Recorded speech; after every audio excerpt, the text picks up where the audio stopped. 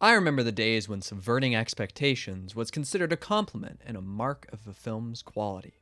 But not anymore. For many people experiencing stories, they are tired of this concept. In fact, this notion of subverting expectations has become a meme of sorts, and not a particularly nice one. I think I know when the discourse surrounding this changed too, or at least when that change was accelerated in a big way. The Last Jedi. It's no wonder either. That film was definitely focused on subverting expectations, and it took a lot of risks. You don't have to look too deep into the film to notice it either. I mean, let's just look at two of the film's most major characters, Rey and Finn. Throughout the previous movie, Rey's parentage was a big question and a major point of contention. As such, many audience members naturally expected the answer to this question to be an earth-shattering change of stakes. But in The Last Jedi, it's revealed that she doesn't come from anywhere special. In fact, as far as most other people would be concerned, she's a nobody, and her talent is merely a product of random chance. Needless to say, this is way different from what most people expected, but I think it works really well. After all, it's still a big deal because this matters to Rey. The idea that she isn't special, that's what would challenge her most in this moment. Of course, the next movie decides that this was actually a lie and whatever though, we're talking about The Last Jedi right now.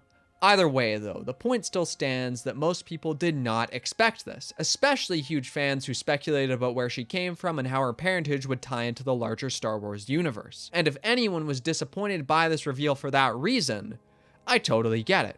It makes sense, just like how it makes sense to enjoy this twist for different reasons. But that's exactly why this is such a risky way to handle a subversion. It runs counter to what the audience was told to expect, and in a way that, to many, will come across as less than what they wanted. Then there's Finn, who I, and most other audience members, expected to take on a role of increased importance here.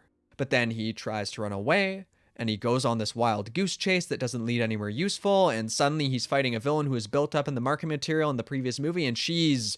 oh, okay, that was unexpected.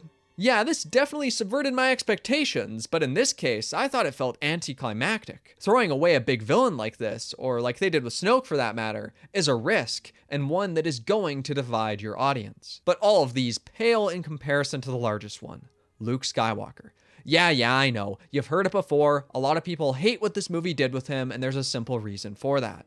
Last time we saw him, he was at his best and most hopeful. But now he's so sad and defeated, and he's giving up. He's probably at his worst, and that's a big change. Now, on its face, I can kind of see what the movie's going for here. After all, what would be the most challenging thing for Rey at this point? How can we push her to interesting or different places than we expected? While having the mentor she built up in her mind as a savior be this cowardly hermit is definitely a way to do that. And if this were a new character, or at least one who is less important, I think a lot more people would have accepted and maybe even enjoyed this. But that's just not the case. This is one of the most important characters in the story, the protagonist of the original trilogy. If this is going to happen, it's going to ruffle a few feathers. To me, how all these characters are handled is an extreme example of subverting expectations in a risky way, where the story has chosen a path that some people might really resonate with, but where many others are going to feel alienated.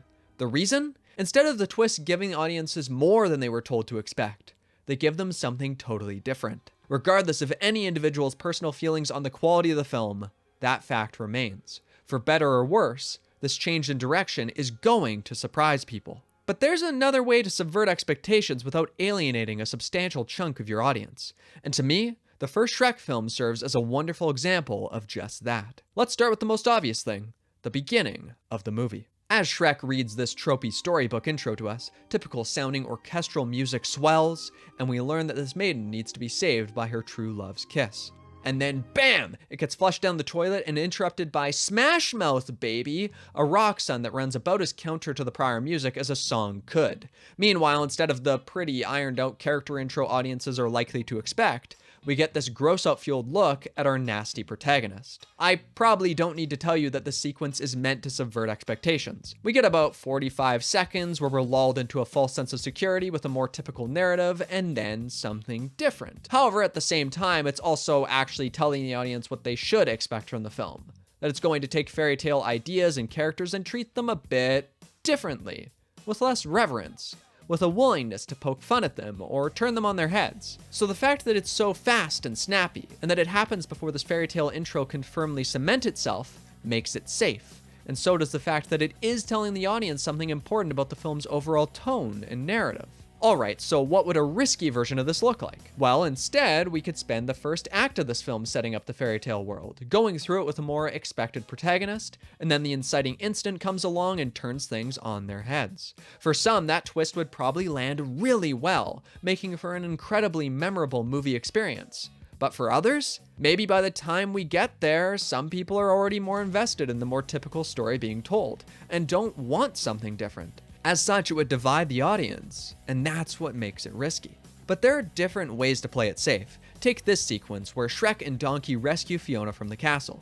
Even though it looks so freaky from the outside, everything isn't as it seems, because the fire-breathing dragon who's supposed to be guarding Fiona really wants to get it on with Donkey. Of course, for those expecting a dangerous foe here, like the story has told us to, this is sure to subvert expectations. However, to me, the brilliance of this scene is that it gets to have its cake and eat it too. What I mean is that let's say you were actually excited for our unlikely heroes to encounter a fearsome beast here. You wanted to see them butt heads in battle.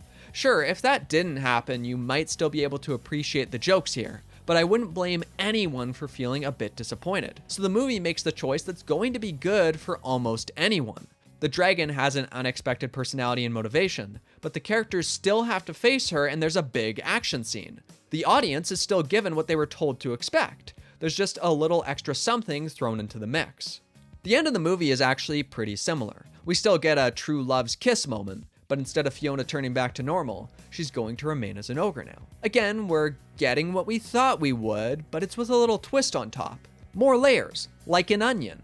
That being the case though, this isn't exactly a massive subversion, but it definitely still is one, regardless of its magnitude. All of this is to say that it's a lot safer to subvert audience expectations by giving them more than they were told to expect, instead of something that's just completely different.